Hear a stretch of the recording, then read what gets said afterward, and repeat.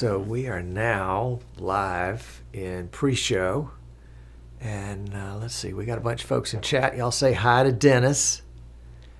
Dennis is graciously What's happening, everybody? popped in with us today. And we've got Elmar and Prashana. Do you know Prashana is in Nepal? And it's like 2:30 in the morning. Comment. Yeah, I hope I don't bore Prashana to the point that he goes back to sleep. So, well, and Nepal is one of those places. A little more animated than normal. Nepal is one of those places that has a time zone that's a half an hour off of the adjacent time zone.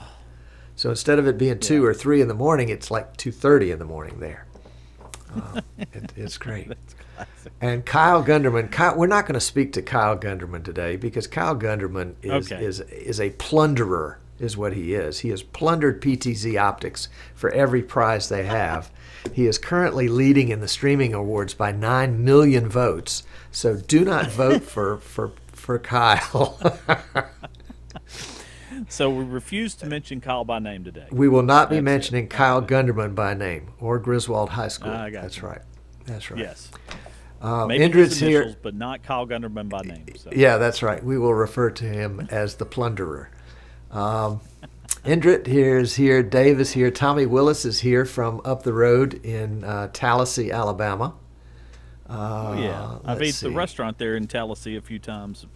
I grew up in Montgomery, Tommy. So there you go. Know that area very well. There you go.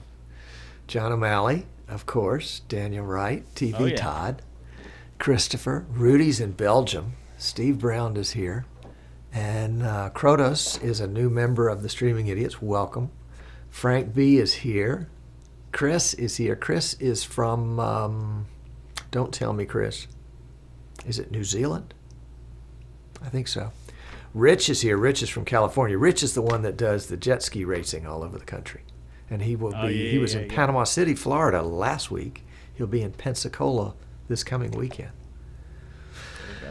Giles is here. Enjoy the white sandy beaches down there. That's right. That's right. PI Engineering, that's Dan. Jerry Harden. Guest 348. Now, remember, when you sign on with a guest number, we're assuming that you have picked that number very specially. There was a guest that used to sign on as 442, which, of course, is one of those video numbers, whatever those things mean. It was Martin Kay of Zen Video in England. So guest 348, you got to tell us what it's all about. Dave Edwards is here. Martin S. is here from the UK. Let's see. Kronos says there's a typo on your site. Upgrade vMix SD to Pro page. vMix Pro will mix. Is vMix a new product? Well, it's probably a 2 a.m. product is probably what it is. But thank you for that. I appreciate that. All right. All right. So we're coming up on start time here. If you're watching us on Facebook, we're glad you're here, but we're not following the Facebook comments live today. We'll go back and read them after the fact. But we are just, so what that means is you come on over to easternshorebroadcasting.com and click on the Watch Live tab. And when you do that, you can get into the chat. And that's the big benefit. You get in the chat. Everybody's in the same chat instead of having people scattered out over 3 or 4 different chats. Everybody's in one chat. Come on over to easternshorebroadcasting.com and get in on the chat. Let's see how many folks we've got watching over there. I mean, we love to have folks watch on Facebook, but and if you just want to watch, by all means, have at it. But if you want to get in on the chat, especially when it comes times for the Q&A, because you'll definitely want to pepper Dennis with some questions. Let's see. Ken Benedict just showed up. Boy, just got under the wire, didn't he? And let's see who else. If you're on time, you're late. Isn't that the rule there? Yeah, that's right. That's right. Jan is here. Welcome, Jan. Jan and his wife Marie were the ones that founded the Streaming Idiots group, I guess about 1.5 years ago. And they said, wouldn't it be nice if we could get 50 people to join this group? And we thought, oh, no, we probably won't find 50. It's over 2,000. Oh, my gosh. Fantastic. It's great, and it's just it's a good community, Dennis, of people to come in and ask. They can ask stupid questions. Of all the groups that I'm a part of, Yes, it is one of my favorite groups of all the groups because some of the other groups are really filled with true idiots, but this one is a really good community. So We're just humble idiots. That's the plan. that's right. That's the plan. We know we're idiots. There's no question about that. That's right. Once you start with that, you're good. Yeah, that's right. That's right. Martin Kay is here, and he is definitely not an idiot. Martin is the one that bails me out time and time again, including doing the great graphics. Watch the opening graphics here. Martin has handcrafted boxes that say like PTZ Optics on the side of them, and he's hand built all the individual images of all the products that we sell. So when we do the opening and the closing, pay special attention to that. That's really cool. Kirk is here. Kirk was in our vMix 101 class, which we're doing again later this month. Anderson is here from Barbados. Glad that they finally dug out from that nasty hurricane. And let's see, who else just popped in? I guess that's it. They must be closing up shop over at Stream Geeks at PTZ Optics. So it's a good reason to close, so you can have uninterrupted time on the Streaming Idiot Show each Wednesday. Yeah, that's right. That's right. Well, we didn't really plan it that way, but I think the idea was to put the shows kind of back to back, so that if you're into streaming and you don't have anything else to do in the afternoon. Ken says Tom looks too relaxed after his vacation. Well, part of it is I haven't shaved a whole lot, and the other part is I've got Dennis on the show, and Dennis is going to do all the heavy lifting, so I don't have anything to worry about. No pressure, it's a team pressure effort, though, Tom. Dennis. Yeah, okay. Okay, all right. And Ty Young is here. Ty is from the Atlanta area when she's in that office. That's IPTV Newswire. Ty was a guest on our show about 2 years ago. And welcome back. Let's see. Martin says the product models were in the NAB titles. Oh, golly. And he hadn't put them in the usual sequence yet. But now that I've called him out, I guess he has to. Sorry about that. And Doggy's here. And it is evening some places, but it's afternoon here. That's right.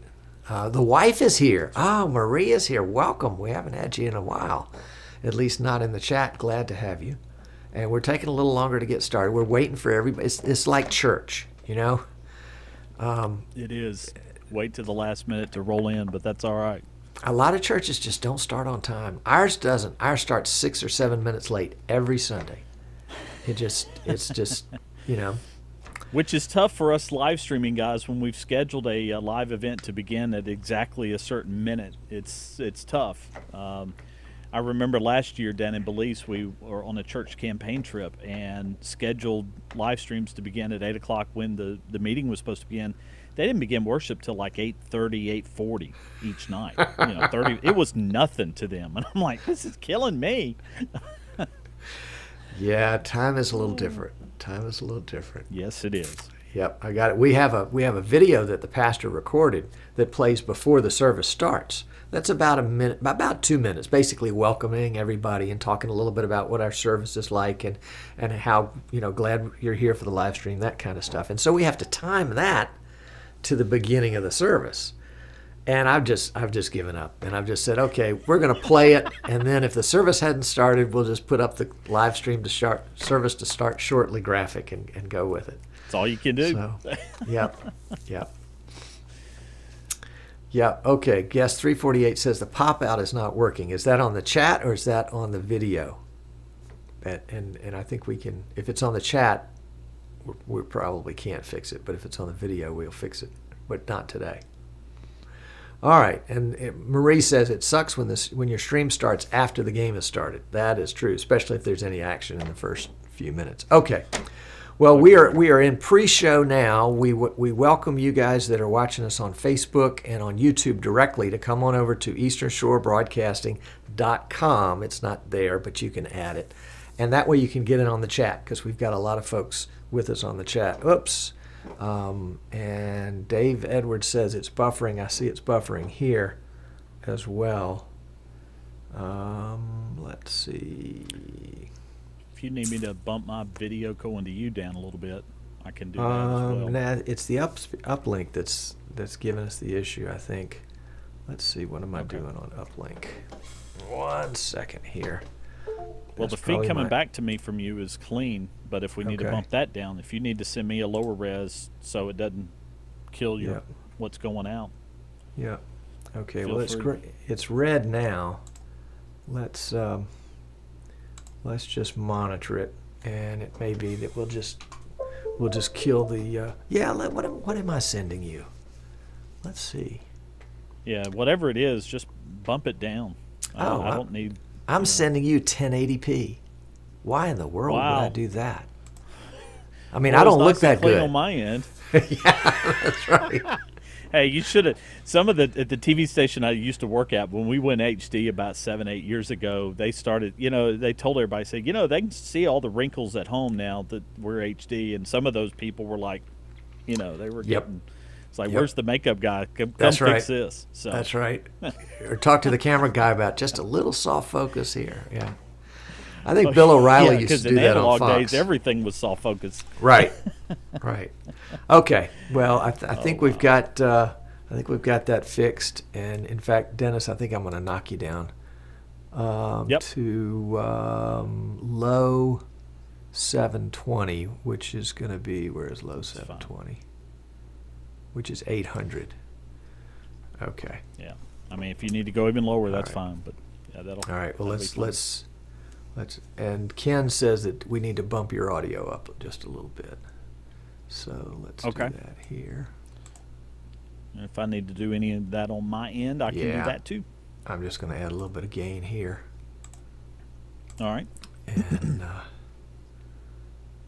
Chris says I ought to send you 4K. Yeah. Wait. Yeah. All right. Last little story before we start. Chris, here's the deal. I'm on cable internet here, and the neighbor next door just got cable internet. And so all of a sudden, what was adequate bandwidth for me screaming is now not. And so that's the story. And so I think we've kind of trying to work within the confines of what we have, but we don't have the bandwidth we just had. Rich says, just fix everything in post. Yeah. It's right. All right, I'm going to add a couple more decibels to Dennis, and we will call it done. All right. Okie dokie. I think we're ready. Okay. So now, Dennis, I'm going to mute you for just a minute. No offense. And we'll make him go away. And we will get the show underway. Here we go. You ready? Hopefully it'll be worth it.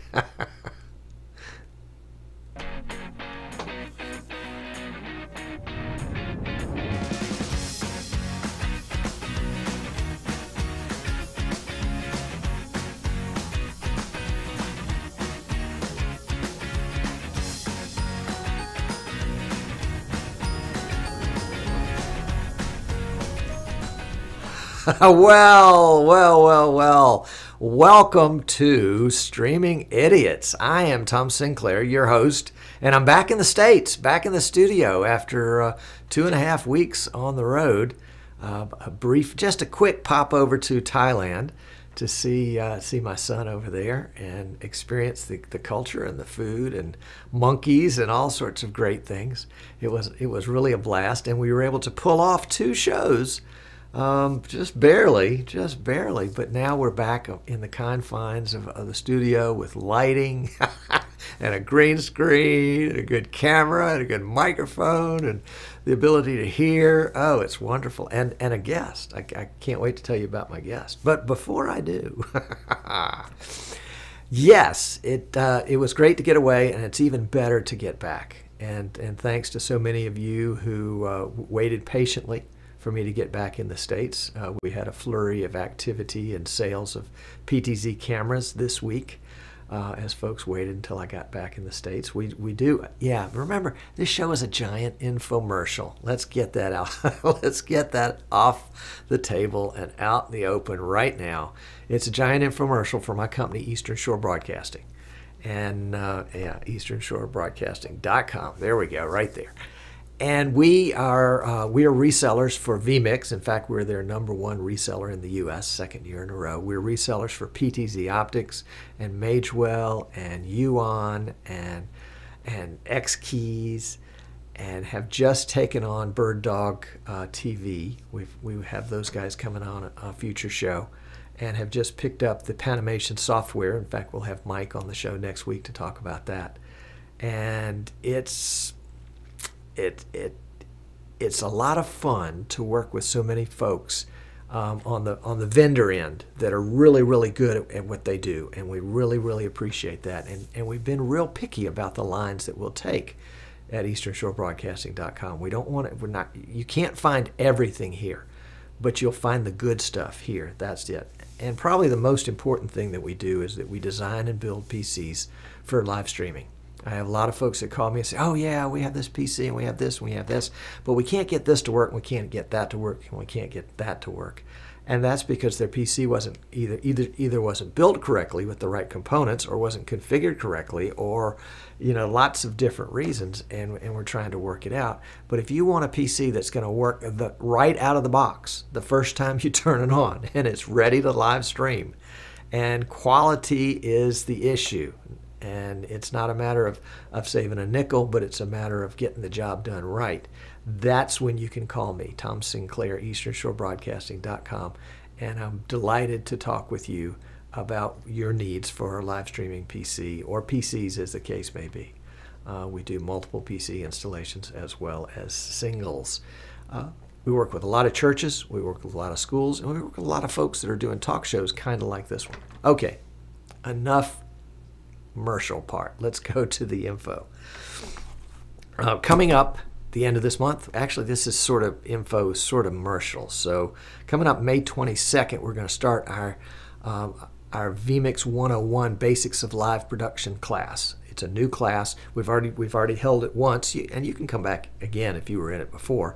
But if you are a vMix user and you think, there's so much I don't know. I know this, I kind of know the stuff that I'm doing, but I really need to know more, then this class is for you. If you've just purchased vMix and you're not sure where to go next, this overview class, a 101 class, is for you. If you have an operator, I ran into this situation the other day. This outfit had a great vMix production, and then their main operator left, and nobody knew what to do. So if you've got a main operator and you don't have a secondary, you might want to tap somebody in your organization to kind of be that backup person and send them to our class, vMix 101. You can find it in our store at EasternShoreBroadcasting.com. It's a 6-week class, $99. It's a huge value. It's way underpriced, but that's okay. You won't regret taking the class. Also want to give a shout out to Selensky Melchizedek. I think I've got it right. Selensky Melchizedek, whom I've never met, honestly. Wouldn't know him or her if they walked in the door right now.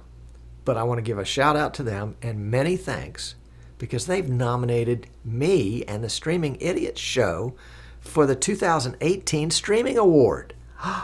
I am so excited, and I appreciate it so greatly. So you can go to streamingawards.com and vote for me, and believe me, I'll be saying that a lot between now and the time the voting finished. But not only that, I'm so proud of other streaming idiots that were nominated. The guys at World of Live Streaming were nominated second year in a row. Jeff Adams from The Adams Show, The Jeff Adams Show. Or is it The Jeff Adams Project?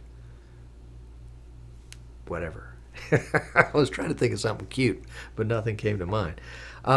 Rich and Live Streaming 24/7 has been nominated again. Tim at vMix has been nominated again. The Plunderer has been nominated again. That's Kyle Gunderson, who wins every contest he's in, and his Griswold High School is now in the lead with 3 million votes. So don't vote for him. James Bowman and Jan Lind have been nominated again for the Live Streaming Awards. And it's streamingawards.com is where you can go to vote. So please go vote for those guys. and vote for us as well. You can vote 1, 2, or 3 points. So just vote 1 for all of them, but 3 for us. 3 for us. Got it? Okay. Now some bad news. Yeah, bad news. Bad news. If you are a church, and you didn't even have to be a church, but if you were a church and you live streamed last Sunday, chances are your live stream may have, and you live stream on Facebook. Sorry, that's the other part of the puzzle. Your live stream may have gotten zapped by Facebook for some sort of violation. Hundreds of churches all across the country were reporting this Sunday night and Monday, and other people as well. And it's like, what's going on? Is it a grand Facebook conspiracy to push down Christians? I don't think so. I think it was just accidental.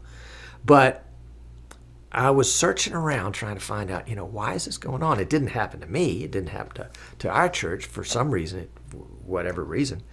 And there was a person out there on the internet. Now, I know you're thinking, there's a person on the internet, Tom. We already know that.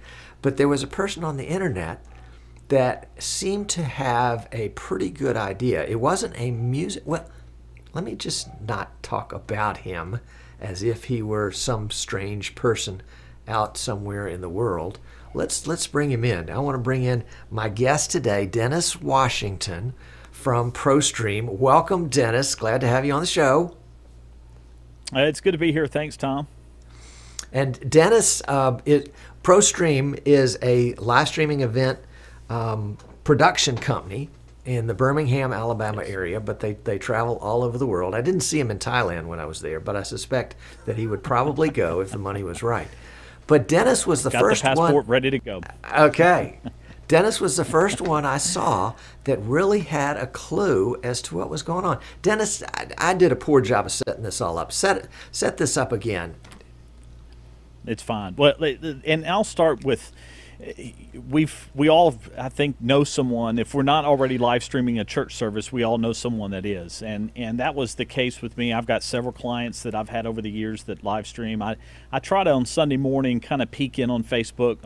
Almost all of them use Facebook to live stream their worship services. So I try to peek in and just make sure that my current and former clients are doing well. And so I checked on them, and while I was there, one of our other streaming idiots, John O'Malley, he's a member of a Church of Christ up in North Alabama, had posted about their Facebook live stream that morning, this past Sunday morning, had got taken down.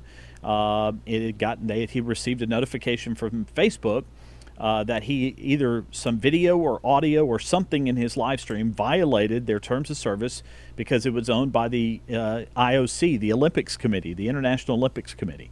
And so immediately the assumption was made that it was audio, because most of the time Facebook takedowns are related to audio, that some music or something. But I knew in this case something had to be weird, because in the case of John and his church, it's like my church. It's a Church of Christ that has a cappella singing, very traditional Christian hymns. So you're not going to have really any copyrighted music there that would be automatically sniffed out by the Facebook filters. This isn't pop music that's being played at these church services. So I started digging around, and I'm a member of some other Facebook groups that deal directly with church motion graphics and that sort of thing, and came across a lot of other people starting to post the same issues. But in their case, they were getting taken down during the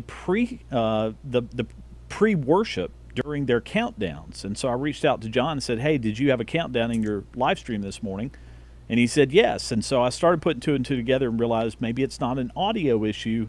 Maybe it's actually a video issue related to countdowns.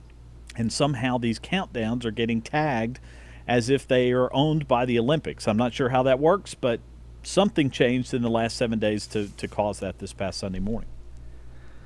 Got it. Yes. In fact, I was able to go out on Facebook and pull up a number of churches that posted copies of their dispute.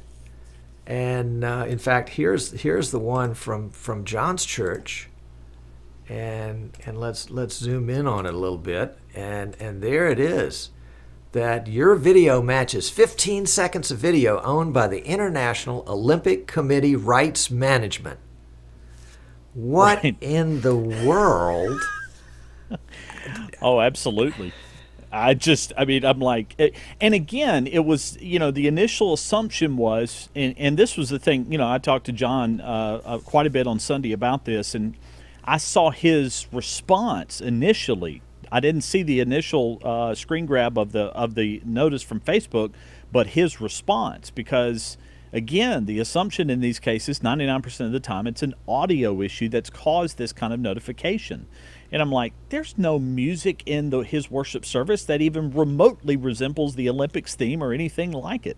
But that was the path they were pursuing. But once I saw the actual notification that it had to deal with either video or audio or some sort of multimedia content, right, then I realized, okay, maybe there's something other than audio here that's being flagged. And in my opinion, based on what I saw with a lot of other examples throughout the day Sunday, I quickly realized that this was not an audio issue, but video.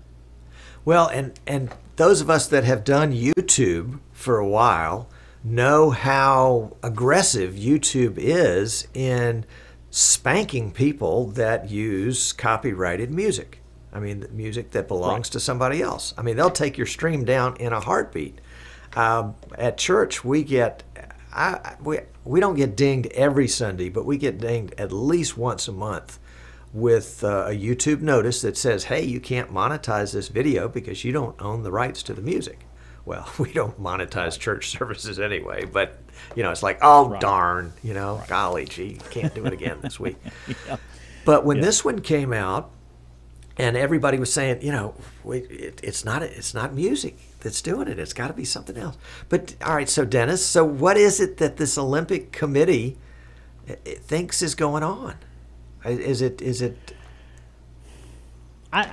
In my opinion, I think there's two things. One, they've either somehow decided that numbers counting down on a screen are too much similarity to the numbers you see on an Olympic event when there's a competition going on. Okay. That would be my first assumption in this, which would be really, really bizarre. But I guess you could make that connection.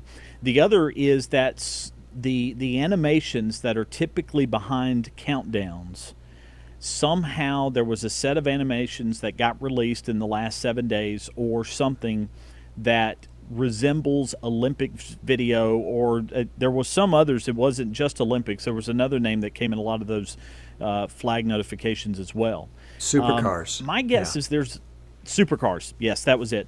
And my guess is there's a little bit of blend, maybe a little bit of truth in both of those things, that somehow the numbers are tied to the flag and the animation background behind this. But I think ultimately what's really happened here is something. Facebook has changed the rules in the last 7 days and what it's flagging and notifying, and did so without warning. And I think that's really one of the biggest lessons from this is always be prepared for that plan B, because we're renting space in someone else's backyard and they can kick us out at any point they want to. We're not even renting it. We're just squatters. Well, true. Good point. I mean, absolutely. We're not even... and so yeah. Okay. So we're renting. We're borrowing this space. We're squatting on this space, and Facebook can say, okay, anybody that's sitting down now has to leave. Anybody that has on blue socks has to leave, and they can do that absolutely anytime they want to. Anytime they want to. And it's not just Facebook. I mean, really all of these social media platforms. And when I advise clients that I consult with, that's one of the things I tell them is social media, whether it's Facebook, Twitter, Pinterest, Instagram, YouTube, whatever, they're all marketing tools. But they should never become your primary source of distribution for your content. You should always look for an opportunity to connect directly with your customers, get their email address, and find a way to stay in contact with them directly, whether it's through email or if you build an app and have push notifications where you can live stream directly to them through your own app. Now you've developed a direct connection with your audience, and not... If you use Facebook Live, that's great, but what's your business look like tomorrow if it's gone? You need that direct connection. Time out. By the way, folks, if you're watching this on Facebook or YouTube, come on over to easternshorebroadcasting.com so you can get it on the chat. And right to the right of the chat is the email sign up where you can sign up and give us your email address so that we can bug you about everything in the future. No, seriously. But what a wonderful segue. That's exactly right, Dennis. We're squatting on somebody else's real estate. And they can ask, they don't even have to ask us. They just evict us without notice anytime they want to. And so we need to have our own real estate. You know, one of the things I have noticed in the last 6 to 9 months, several clients that I live stream for, when I was live streaming for them last summer, even last fall, the reach and the organic reach and the organic view numbers on Facebook Live events last year compared to this spring, tremendous amount of difference. Facebook has really throttled back the organic reach of Facebook Live videos, especially for media organizations. I do think there are still some Facebook pages that have really good reach. But if you are a media company with all this fake news stuff going on and you're trying to do Facebook Lives or even just post in general, the reach of a media company on Facebook is dramatically lower than it was even 6 months ago. Huh. Interesting. Yeah, I knew Facebook was sort of kind of bringing down the importance of a page as opposed to a group. Right. And I guess and that's even part personal of the same profiles. process. Yes, I mean, even personal profiles. You know, Facebook announced about 2 or 3 months ago, as part of their crackdown on fake news, was they wanted to give more importance to people who are sharing content with their friends, personal profiles, elevating, and rightly so, because it is a social media destination. It's a social platform. But that comes at the expense of pages, and especially media pages, who have really gotten a lot of the negative attention for becoming sources of fake news, whether they are or not. They've gotten that reputation, and therefore Facebook has really taken it out on them. And you're finding pages, especially media pages, don't get the same kind of reach they did even 6 months ago, especially even with the Facebook Live, which is still considered at the top of an algorithm for Facebook posts. If you're going live on a page, especially for a media company, the organic reach isn't there like it was 6 months ago. So, all right, so it's not there, and you don't own the real estate. What should you do? You've got to go after your customer and try to get their email addresses. That's, you know, and it's an old marketing adage. But it still rings true that the most effective marketing to really build a customer database is to get someone's email address. And everyone's got one, because you can't access a social media platform without an email address. So everyone's got an email address. Get that. And then I still think, and there are some people out there that are not big fans of apps. I personally still think there's a big place for apps in our lives. People are willing to download an app to their phone, and most of them are willing to enable push notifications if that app is going to bring them some value. So if you have a niche that you're serving, create an app for it, so that way when you go live, you can send a push notification to them and instantly draw them into your app to view your content and to build that direct connection with your customer base. To me, that's what it's all about. It's the reason I left television 5 years ago, because with the internet now, we can directly connect with our customers in ways that traditional media never could before. That they always dreamed about but never could do. And you've done this app thing. You did it with Hewitt Trussville High School. Yes. In Trussville, Alabama, for the Husky Fast network. Right. Tell us about that. And we started. We'll be going into our 4th season this fall with this network that we started. It never started on traditional media. We created it as an app initially for people to download to watch the football games for Hewitt Trussville High School. We produce it as a full TV broadcast with advertisers. It's advertiser supported, free app. And as of last fall, by the end of the season, and let me back up. The city of Trussville has one high school, and there's about 20,000 people that live in Trussville. By the time we finished this past football season in the fall, in our third season, we were averaging about 5,000 viewers every Friday night. So that's about 25% of the population on a Friday night watching our broadcast, whether they're sitting in the stands to get the instant replays or out of town, out of country. We had 7 or 8 different countries around the world where we had people watching last fall. It's been a huge success. We have since grown, and we now simulcast outside of the app to Periscope and to a Roku channel that we created as well. So we've got those 3 platforms we serve. We don't do Facebook because of the terms of service and the music and the whole thing there. The same reason for YouTube.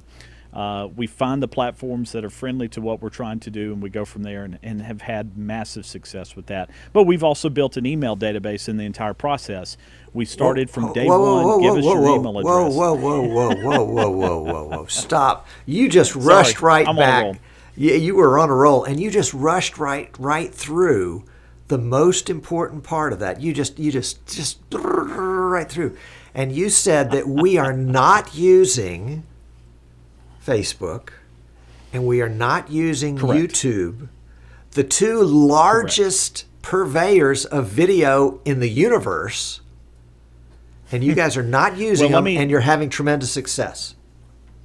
Yes. Well, let me clarify. So we do have a YouTube channel. We do have a Facebook page. Yes. The YouTube channel might have 2 videos on it that we produced in the off season, just to put somewhere. Okay.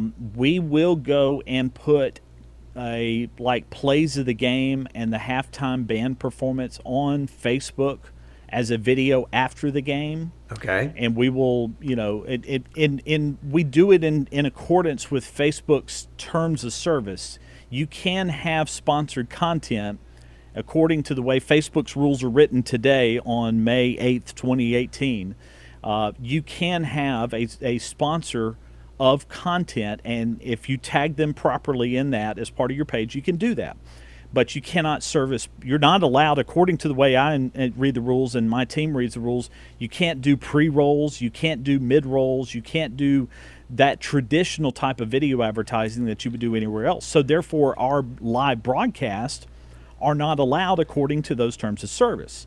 But we will go and we will post a video clip after the game of 2 minutes long, plays of the game, which has one sponsor. We have a halftime band performance that we'll post. That's one sponsor. And so we'll go from there. And those have been successful. But again, it's all within the terms of service that we do that. And if Facebook decided tomorrow to change those terms of service, okay, fine. We've got other platforms where the show is seen anyways. Awesome. I could talk about this all day, and I'll bet you could stay with me most of the way. I could. There's no doubt. But you and I were talking earlier today. Really, the bottom line out of all of this, whether it's football or church broadcasting or whatever the case may be, don't put your eggs in one social media basket. I tell people that want to talk about how great Facebook is. I said, were you around when MySpace was a big deal 10 years ago and everybody felt the same way about MySpace? Where is it now? There's going to come a day where Facebook's not going to be big king like it is either. And maybe you will have made your millions and moved on, but most of us won't. The way we build our businesses, and really it's not just about building a business, it's about building those customer relationships, those personal relationships with people, and that's what social media allows you to do, to connect with people and build direct relationships. That's how it grows. Could not have said that better myself. I know he and I were talking earlier. Dennis is writing down every word I say, and now I can just say it back. I'm teasing. All right, well, we have got to close out the show portion of the show, but if you're watching us live, stick around. Dennis is going to stick around. We'll do some question and answers, so you'll definitely want to come over to easternshorebroadcasting.com and get in on the chat so that you can ask your question. And if you asked a question before, go ahead and get it queued up, and we'll be looking for those in just a second. Dennis, thank you for taking some time out this afternoon to be on the show. I really appreciate it. I appreciate the opportunity. if you're in the Birmingham area, which is, kind of central north Alabama, and that probably includes Tennessee and Georgia and Mississippi too, and you need an event streaming company, you want to look up ProStream. ProStream LLC. Dennis Washington is the dude. Thank you, Dennis. All right. Appreciate it. Thanks. So we're going to fade out of this portion of the show right now. We're going to fade into the post show. If you're watching us live, you get to keep watching that. But if you're watching us on YouTube or Facebook after the fact, well, darn. Actually, you might be able to see the show. Keep watching and see what happens. But either way, if you're watching us on Facebook, please subscribe. If you're watching us on YouTube, if you're watching... That's what happens when you're out of the country for a while. You just get everything backwards. I'm actually 12 hours time difference now between what I was, 4 days ago. It should be like 3 in the morning now or something like that. Anyway, that's my excuse this week. If you're watching us on YouTube, please subscribe. If you're watching us on Facebook, we'd love to have you become a member of our Facebook group. It's a little tiny intimate group called Streaming Idiots.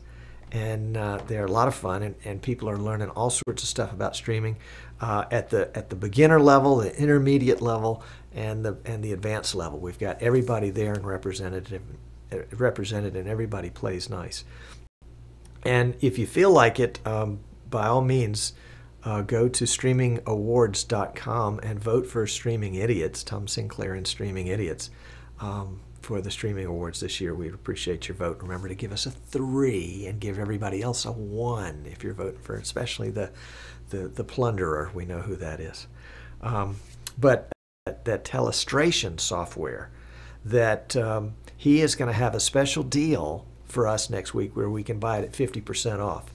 So if you're interested in a Telestrator for less than $500, less than $250, less than $150, tune in next week and you get the codes and get the deal. So you'll definitely want to get in on that. So thanks for watching. We will catch you next week. Take care.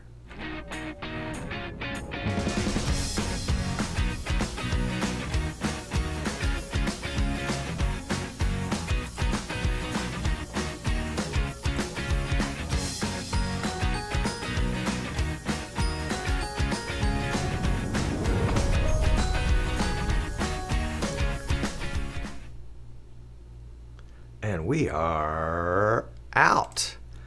And let me cut Dennis's audio back on. There it is. All right. And good job, sir.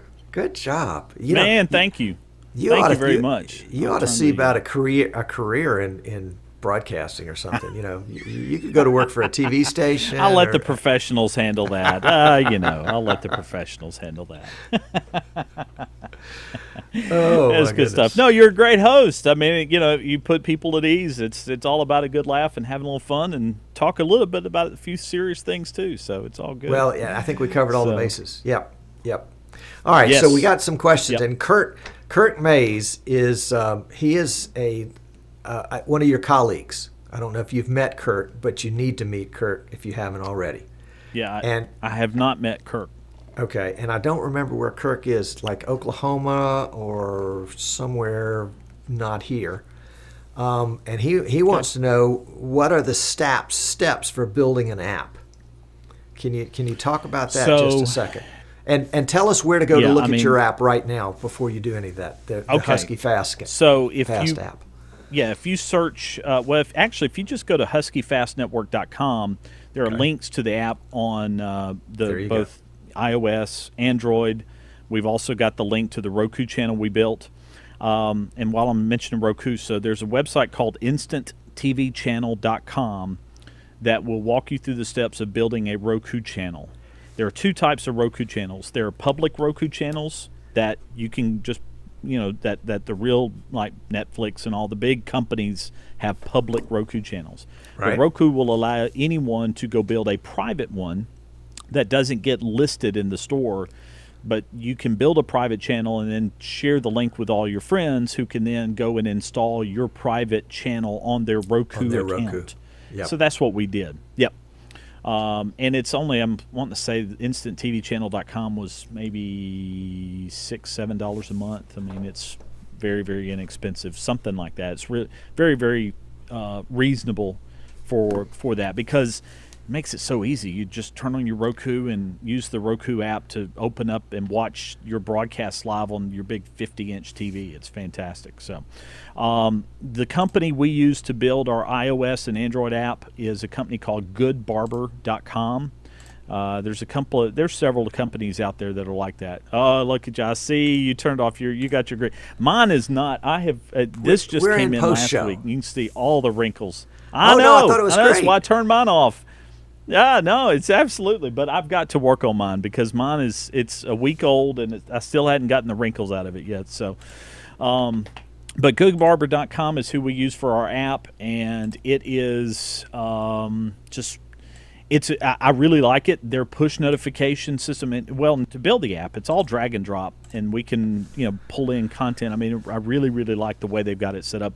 It's a little pricey, but if you've got advertisers that are serious about sponsoring your product, then they will find the money to cover your cost and make that happen. So that's where we've built that into our budget, and it's covered in our cost. And to me, I don't have to go through the worry of trying to learn how to write code and build my own apps. Just let them do that for me, and they handle that. And it also comes with a mobile web too. So I mean, if you go to m.huskyfastnetwork.com, you can see the mobile version of the app on any mobile device. So it's there we go. So there we go. Yeah, I'm a fan of it. Yep. And Kirk is in Camden, South Carolina. Sorry, I was wrong direction. Okay, great. So he's fantastic. Let's see. Sort of close. Camden. Yeah, No it's about maybe an 8-hour drive over there. Not that bad. I was in Charleston with my wife last September for our anniversary. That was the 1 week out of the football season I get time off is around anniversary time. So the crew does let me off for 1 week, but hopefully it's on a game where it's not that important. All right. Let's see. We have other questions here.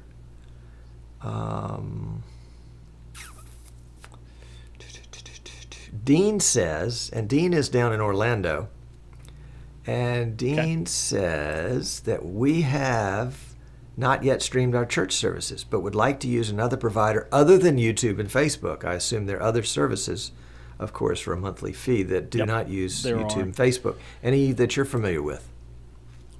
Yes. So my congregation, we use sermon.net. I have looked. There's several companies very similar to it, like Sunday Streams. There's some others I'm drawing off. We used to use for many years Ustream as our provider. We paid the $99 a month to get rid of the ads, and did that up until a couple of years ago when I finally remembered we were still doing that. It's like, there's some better alternatives out there that are cheaper, and I mean, we cut our, sermon.net, you pay on how much is consumed.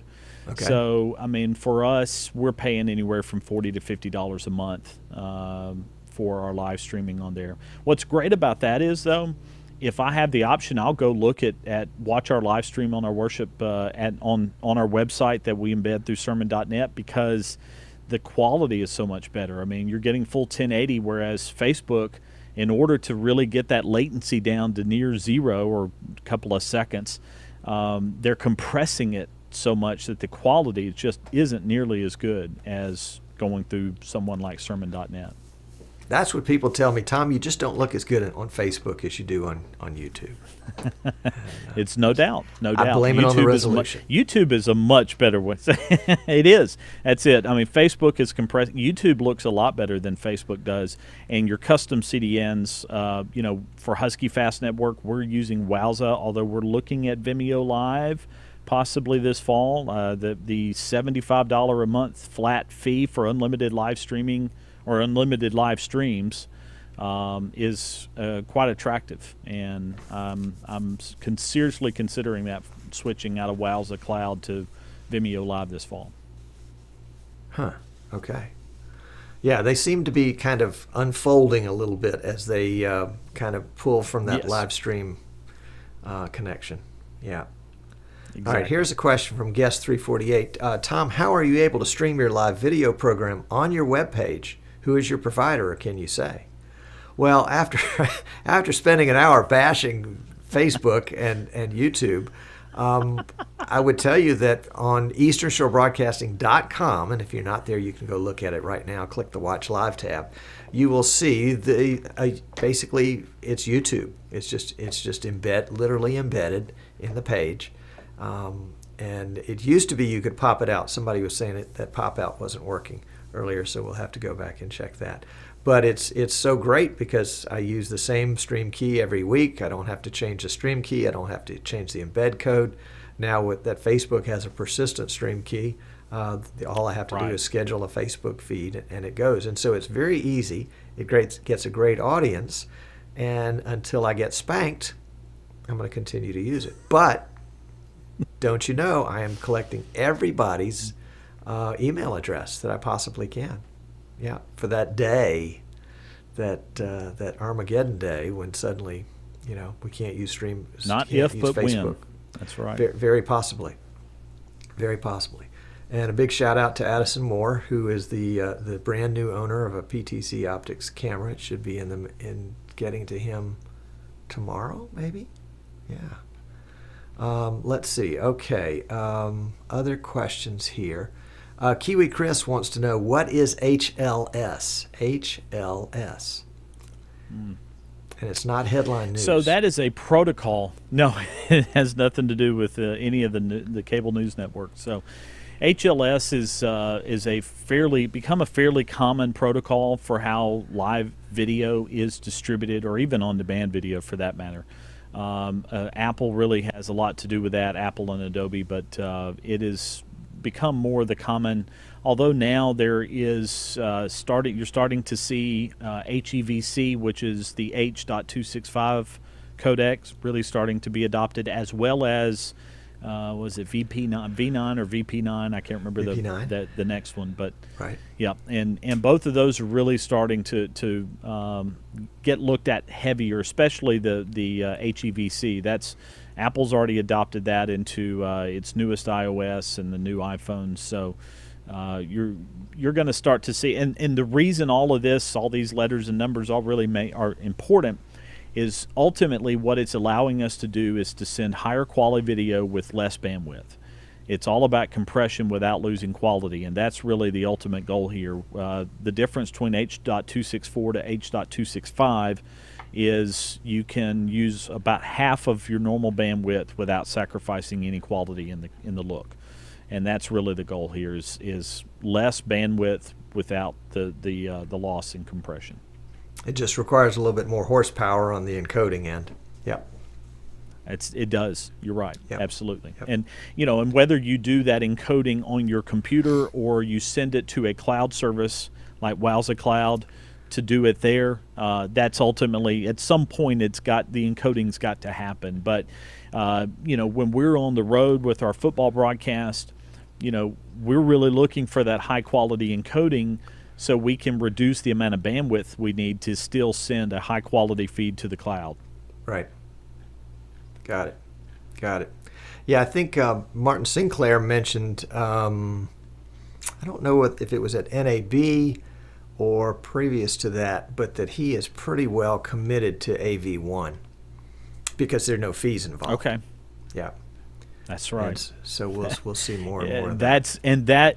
Most of us that live stream as a, I guess, consumer, prosumer, whatever, we don't ever see that side of the business. But in order for Martin and these other companies to go get licenses to put H.264, H.265, AV1, AV1 being the exception, but all these others, there's a significant fee that they have to pay to be able to put that in there, but they have to because people are expecting it now with their software. Yep. All right, let's see, folks. Are we all questioned out? Have Dennis and I done such an excellent job that we have answered every possible conceivable question that you could have? Either that or they're like, you guys are just so stupid. We can't even begin to ask questions. Yeah.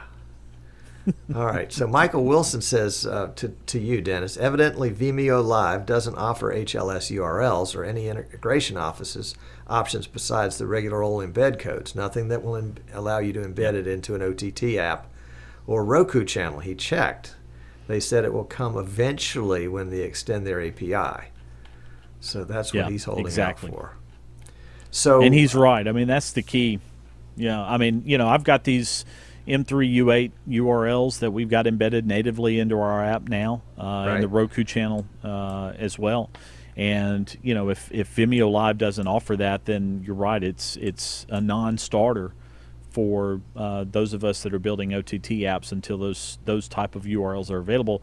I would expect it will happen at some point, because I would expect it will happen if Vimeo is serious about attracting professional broadcasters. Then they will offer that at some point. Do you think they are? I think so, because Vimeo itself is a significant player in the professional broadcast industry for the fact that they offer a very attractive alternative to YouTube at the moment, with a lot of attractive features. The downside for that is I think they're still still acting like they're not number one. And maybe they're acting like they never will be number one.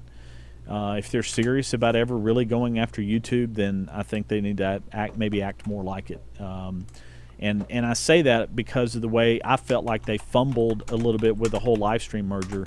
When they came out of the gate, their pricing was just a mess with Vimeo Live, and they've obviously went back and fixed some of that.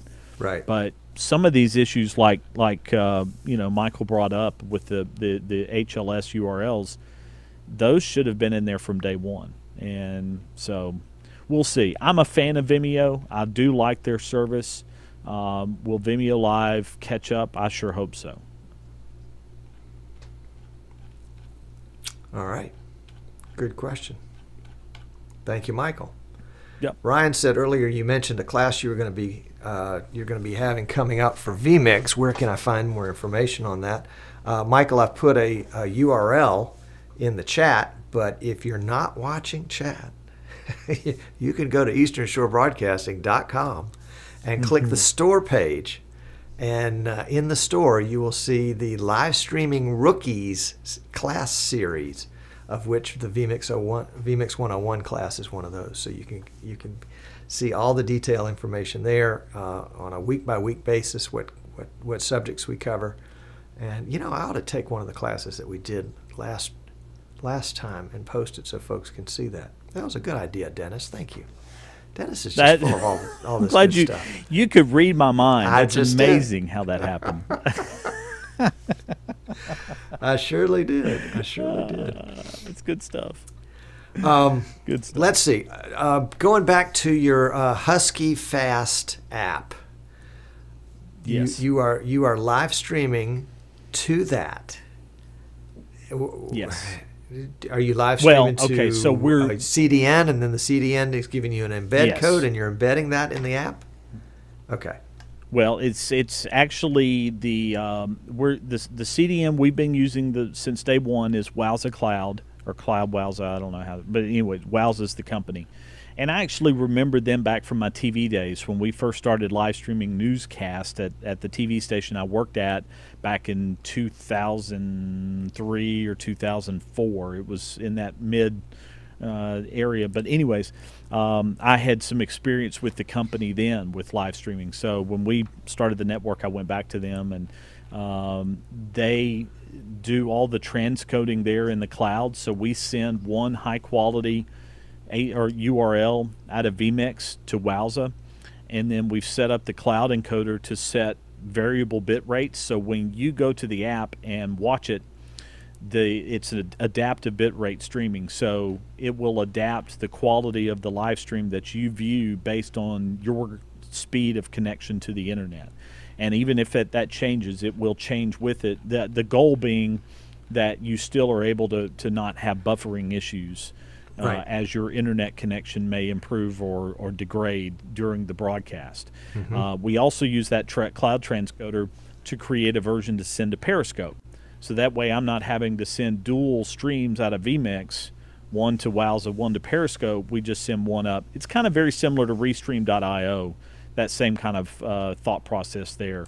But we're just using Wowza to do that with.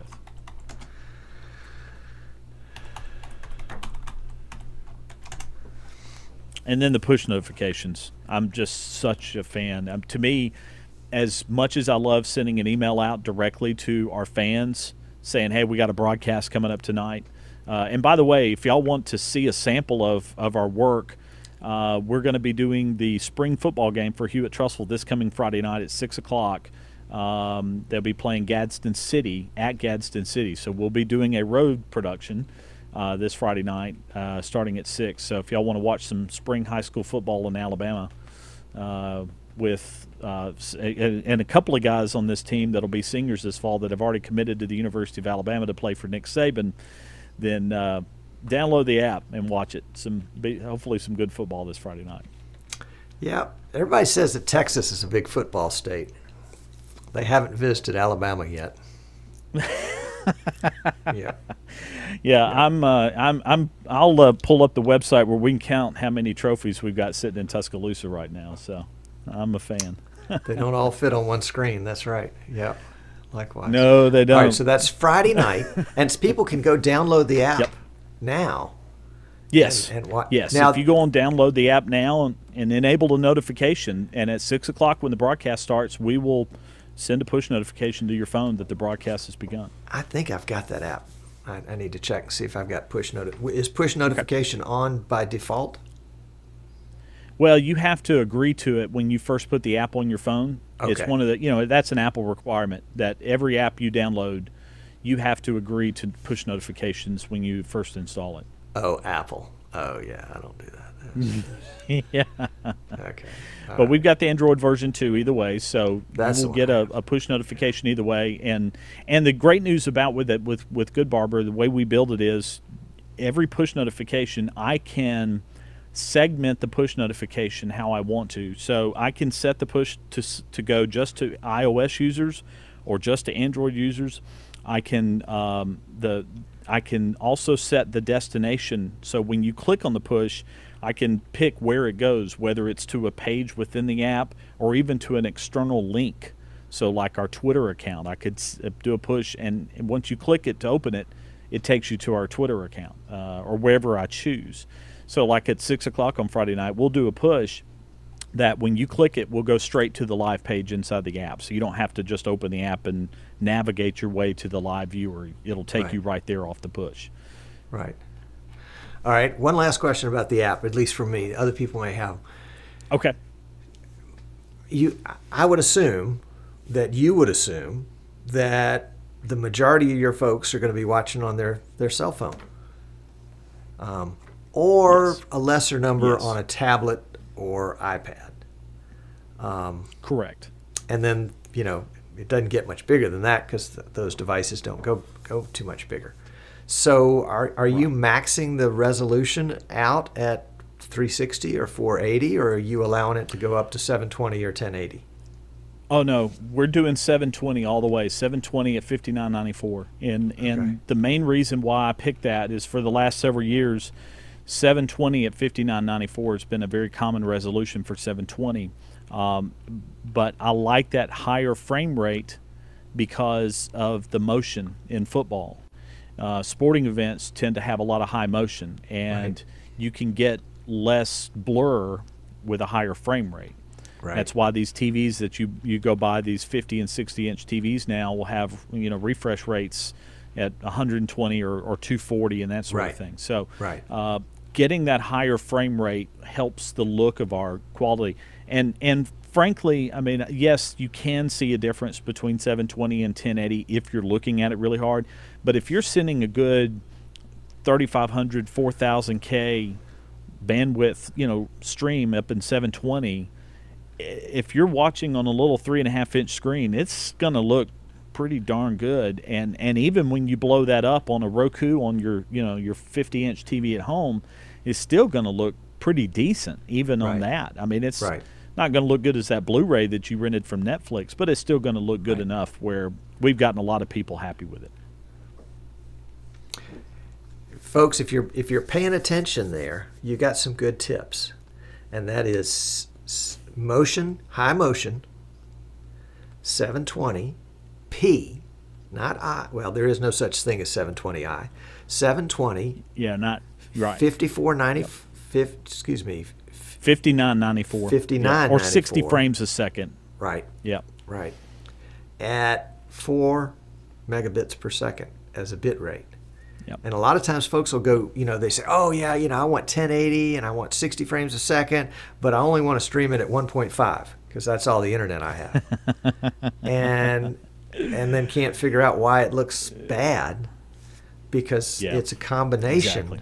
Exactly. There's a sweet spot there. And each resolution, each resolution frame rate combination has a sweet spot in the bit rate that goes along with it. Depending, we're back to the art now, not the science. Depending on the content, like this, doesn't require a big bit rate, exactly. and it doesn't require 60 frames a second either. Although we could do that, neither Dennis nor I would look that much better if we did. I guarantee you that. But we could. Right. That's it. No, Jan you're Ozer, right. It does matter a lot. That. Jan Ozer with Streaming Media Magazine has a chart that he put out actually several years ago that shows, basically he did a survey of all the major networks, ESPN and all the others, as to, what they were doing, in their resolution and frame rate and bit rate combinations, where were they, and basically took the average of all of them and said, okay, based on this combination, this is what your bit rate should be. And you can transfer that to say, okay, that's the kind of internet speed I need in order to uplink. Now, Dennis, you guys are on the road a lot. You're using MiFi devices. You're using wireless devices to upload. And you do a speed test, and let's say you get 10 megabits per second. Are you thinking, wow, that's great? Or are you thinking, I'm worried. If I'm doing that speed test 2 or 3 hours before the game, I'm worried because in the last year, especially last fall, and it seems to get worse every year, the more and more people are walking around with broadcasting devices and doing their own personal Facebook Lives at the game, and it's killing me. And they're uploading. Yes. Oh, I know. It's everything. It's just and the cell networks cannot keep up. And that has begun the biggest struggle. And then, as some of these events that I live stream, not necessarily football games, but occasionally there will be media companies there. And instead of bringing satellite transmission trucks, they're bringing these LiveView backpacks now and sucking all the available bandwidth out of the air off the cell towers to be able to send their video back to the TV station. And it's killing. So it's funny you mentioned that. It brought that up because at NAB a few weeks ago, Teradek announced that they're making a bonded solution for internet connections, very similar to the Teradek Cube that already exists, has for a few years now. Teradek Cube will use bonded cellular connections for video, to take your video, send it to Teradek's server. The Cube will split it among all the different nodes and then reassemble that video back at the server, then send to your CDN, Facebook, whatever. But that's been video only. Well, Teradek in the next few weeks will be publicly rolling out what they're calling Teradek. Oh, I can't remember now. I think it starts with an L. But basically, Teradek Link. That's what it is.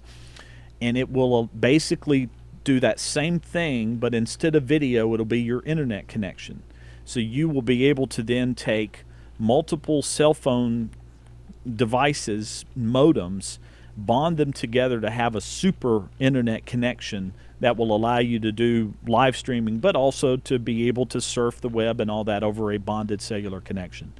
And so I'm excited about that product. Now, we're talking about a price point starting just to buy the backpack is like $5,000. And then you've got to subscribe to their service and all of your different, if you've got 4 cellular connections, you're paying for 4 cellular services a month. That's where developing a product that people want to sponsor can come in and cover your costs. Yep. We need to have you come back on the show sometime and talk about the financial part of it, because you guys have cracked that nut. Yep. And if you're willing to share that nut with some other folks.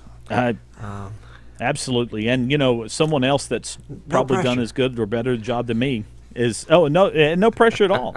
I would say Jim Jacobs would be another guy that could absolutely speak to cracking the financial nut on that too, because he's done that with Friday Night Football. Friday Night Network that he's got. Friday Night Network. He's done that as well. Yep. But you guys, and then I'm trying to remember the name of the other team in the Birmingham area that has Hoover, yeah, that's been doing live streams and making $100,000 a year. Well, off their live stream. What's funny is Hoover is still part of this. Let me back up. The Alabama High School Athletic Association has done a deal the last few years with Play On Sports to provide schools a live streaming option for the school that doesn't cost the school anything, and in fact will let the school make a little money on the backs of all the fans. The fans basically go in and pay anywhere from $60 to $100 a year or $10 a month to be able to watch high school sports, the sporting events that are live streamed. So it's a paywall. And then it's also advertisers supported from these big corporate sponsors that will then pay ASHA. So it's a money thing. I get it. But every time I've talked to people that live stream through this NFHS network that ASHA and Play On have done, their numbers are just bottomed out. Nobody's watching. And when we roll up with the Hewitt Trustful and the Husky Fast Network, we roll into Hoover, to Mountain Brook, some of these other big 7A large high schools that are still doing NFHS broadcasts through ASHA and Play On Sports. We tell them, it's like, yeah, we've got 5,000 people watching on a Friday night. Their jaws drop. They're like, how are y'all doing that? I said, because we're not behind a paywall. We don't believe in charging fans. We believe in putting it out there and let the advertisers support it like a traditional broadcast. Now, you can do that with football in Alabama. I'm not sure you could do that with lacrosse in Alabama. That's probably a niche sport that the fans might need to support if you want to live stream it. But for football in Alabama, by all means, let the advertisers pay for it. Yep. And if you're doing it from a school standpoint as opposed to doing it from a streaming company standpoint, like Jim is, you can attach it to every sport, and you can say, okay, we've got a streaming plan, and it's going to cover all of our sports. And just like in virtually every other school, football is going to bear most of the financial cost, and it's just going to be divided up over everything else. Right. Yeah. No doubt. I mean, there's that opportunity there, and I can play the flip side of the paywall. I mean, you look at companies like Flow Sports, with Flow Softball, Flow Race, BMX or whatever. They are clearly building a business model based on the idea of premium content behind a paywall. ESPN just rolled out the ESPN Plus app. I do think there is a future for niche sports that people will want to pay for. Because we've all been trained, you and I, Tom, and our parents all were trained that we had to pay for a cable company to get access to cable television. Right. And this younger generation, the millennials and the generation below them, are coming up in an era where they don't see a need for cable, but I think they're going to see a need for Netflix and Hulu and these other live streaming services, so they'll be willing to pay $5 to $10 a month for that. So I think the same case can be made for quality high school sporting broadcast, but the key there is quality. It's not someone's cell phone sitting up in a press box that's just getting ambient noise. It is a high quality broadcast. I think people will be willing to pay for that. I agree. One way or the other. Whether it's the viewer or whether it's somebody that wants the viewer. Whether it's the Chevy dealership or whether it's grandma. Yeah, I got it. That's right. You got it. Dennis, I've taken way too much of your time. You've been very gracious today, and I can't tell you how much I appreciate it. Good. Well, anytime. Love it. And to think we get paid the big bucks for this, you know. I look forward to the check in the mail. That'll be great. Oh, yeah. That's right behind mine. I get paid first. Okay. All right, my friend. It was a treat. So glad to have you. Absolutely. And folks, if you're watching at home or wherever you're watching from, thank you for tuning in. We hope you will take a look at ProStream. Dennis, what's your website? ProStream.live. ProStream.live. There you go. And you can also find out about the Fast Husky Network at huskyfastnetwork.com. There you go. huskyfastnetwork.com. Yep. There you go. All right. And if you have any questions for Dennis, you can figure out how to find him. It's not hard to do these days. It's not hard to find me. I'm out there. All right. And we will see you guys next week at 3 o'clock Eastern for another exciting episode of Streaming Idiots. Dennis, hang out for a second, and we're going to go to post show. So we're going to let the stream run for a little bit so it'll catch up with you guys, and we'll see you next week.